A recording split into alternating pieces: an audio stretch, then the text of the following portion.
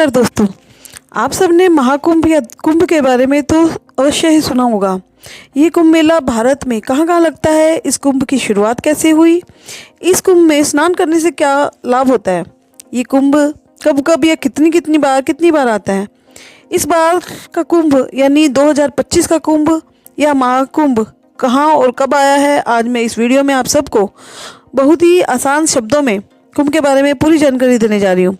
I hope आप सबको ये जानकारी बहुत ही अच्छी लगेगी और आपको भारत की उन्नत संस्कृति के बारे में जानकारी मिलेगी। यदि आपको ये जानकारी अच्छी लगे तो मेरी वीडियो को लाइक कीजिएगा और यदि आप मेरे चैनल पर नए हैं तो मेरे चैनल को सब्सक्राइब कीजिएगा।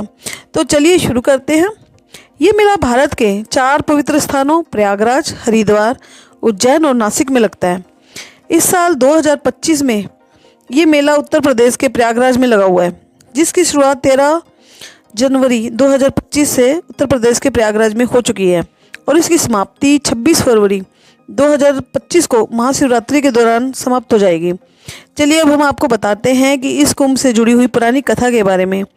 पुरानी कथाओं के अनुसार एक बार देवताओं और राक्षसों के बीच समुद्र मंथन हुआ ये कि एक बार दुर्वासा ऋषि ने देवताओं को श्राप दे दिया, जिससे देवताओं की शक्ति कमजोर हो गई। इसका फायदा उठाकर देवताओं को हरा दिया, जिसके बाद सभी देवता भगवान विष्णु के पास मदद मांगने गए, जिस पर भगवान विष्णु ने कहा कि देवताओं की खोई हुई शक्ति को पुनः पाने के लिए अमृत का पान करना होगा और अमृत पाने के लिए समुद्र मंथन करना होगा। अमृत यानी एक ऐसा अमर पेय जिसे पीने से देवता फिर से ताकतवर हो जाएंगे। अब देवताओं ने राक्षसों को भी समुद्र मंथन के लिए मना लिया। राक्षस भी अमृत के लालच में समुद्र मंथन करने को तैयार हो गए। जब समुद्र मंथन हुआ तो कई चीज़ें निकली, जैसे कामधेनु गायें, विष और आखिर में अमृत का कलश। जैसे ही अमृत कलश निकला तो राक्षस और देवता दोनों ही उसे पाने के लिए आपस में लड़ने झगड़ने लगे। इसी बीच भगवान इंद्र के बेटे जयंत ने अमृत कलश उठाया और वहाँ से भाग गया। अब राक्षसों ने जयंत का पीछा किया। इस दौरान 12 दिनों तक राक्षसों और देवताओं के बीच युद्ध होता रहा।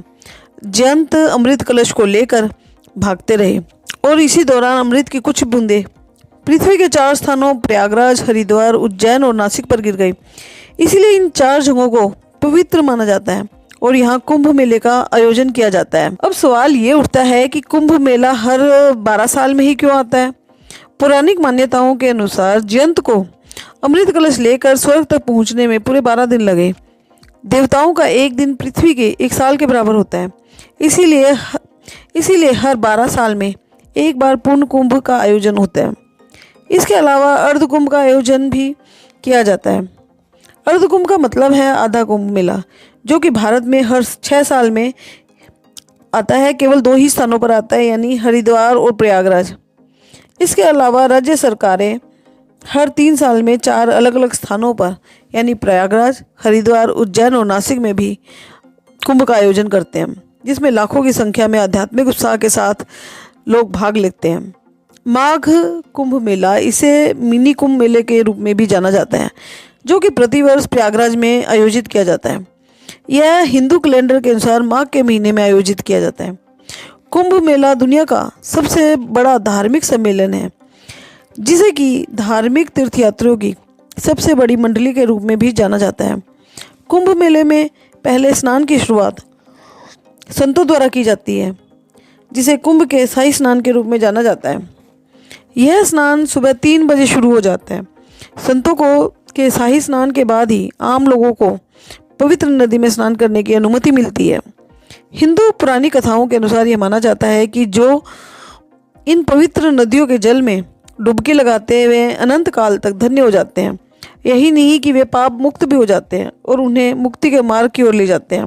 आप लोगों को ये सब जानकारी कैसी लगी, अपने विचार कमेंट बॉक्स में ज़रूर बताइए और इसी तरह की वीडियो देखने के लिए मेरे चैनल को सब्सक्राइब कीजिएगा, क्योंकि मैं इसी तरह की कंटेंट वीडियो लाती रहती हूँ। धन्यवाद। जल्द ही मिलते हैं इसी तरह की एक नई वीडियो के साथ। तब तक देखते रहिए मोटिवेशन एंड भक्ति की किरण। Thank you.